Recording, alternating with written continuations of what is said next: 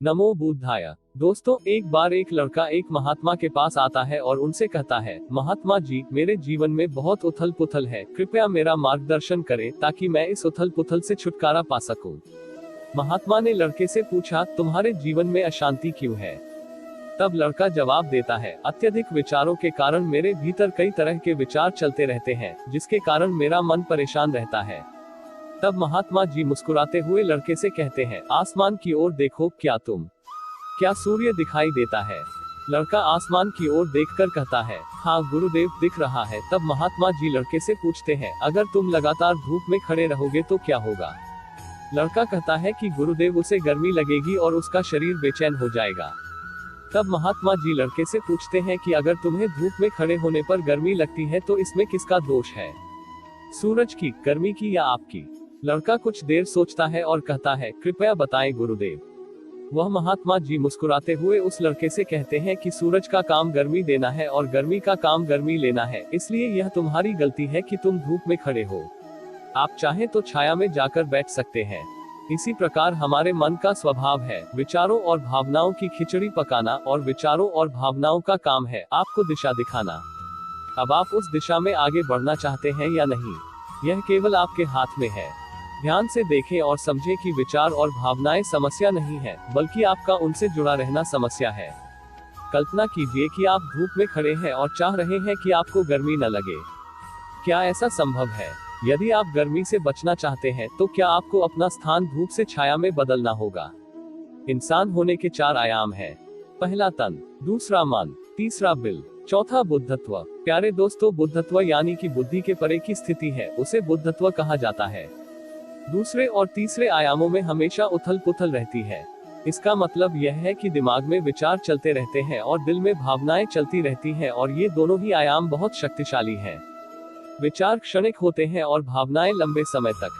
आप इसे ऐसे समझे जैसे कि कल जिसे खोने का डर था वह अब आपके साथ नहीं है, और आज आपको उसकी याद नहीं आती। कुछ समय तक हुई थी लेकिन अब नहीं हो रही है, क्योंकि भावनाओं को अलग होने में थोड़ा समय लगता है।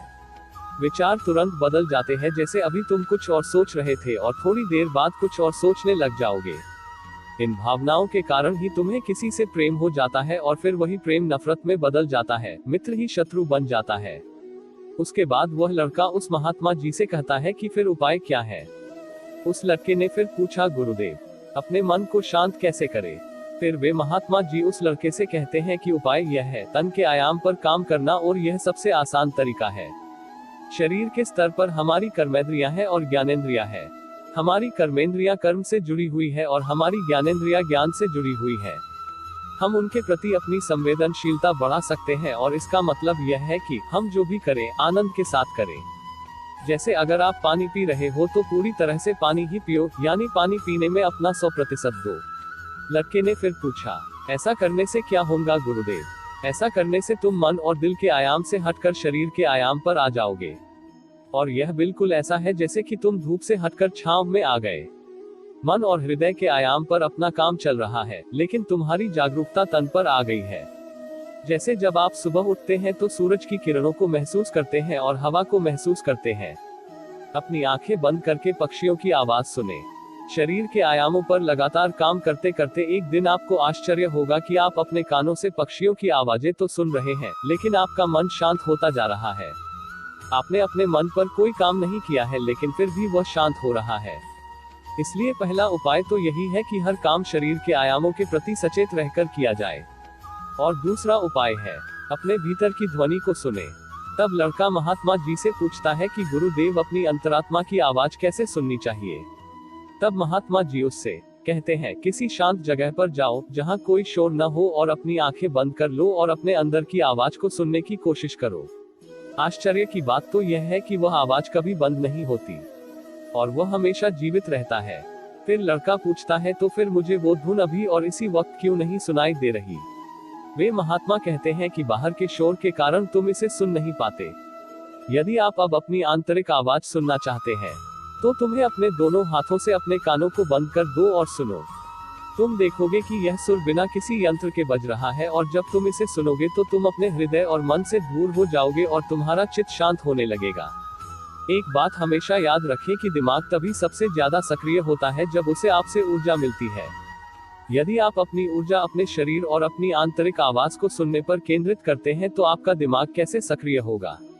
पर समस्या क्या है, पता है तुम्हें? हम अपने विचारों से और अपनी भावनाओं से लड़ते रहते हैं और इसी में ही अपनी ऊर्जा को खत्म कर देते हैं।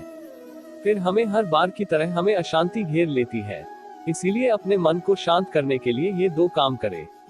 पहला उपाय है अपने मन के आयाम से हटकर अपने शरीर के आयाम पर आना और दूसरा उपाय है अपने भीतर की आवाज को सुनना। प्यारे साथियों, वह लड़का तो महात्मा की बात समझ गया, लेकिन क्या आपको समझ आया? कृपया हमें नीचे कमेंट बॉक्स में कमेंट करके जरूर बताएं कि दोस्तों आज की यह कहानी आपको कैसी लगी और इस कहानी से आपको और क्या क्या सीखने को मिला, यह भी हमें कमेंट करके जरूर बताएं। साथ ही अगर आपको यह कहानी पसंद आई होगी और आपके लिए कारगर साबित हुई होंगी तो इस वीडियो एक लाइक करके अपने इस प्यारे चैनल बॉद इंस्पायर्ड बॉयज को सब्सक्राइब कर ले। धन्यवाद दोस्तों।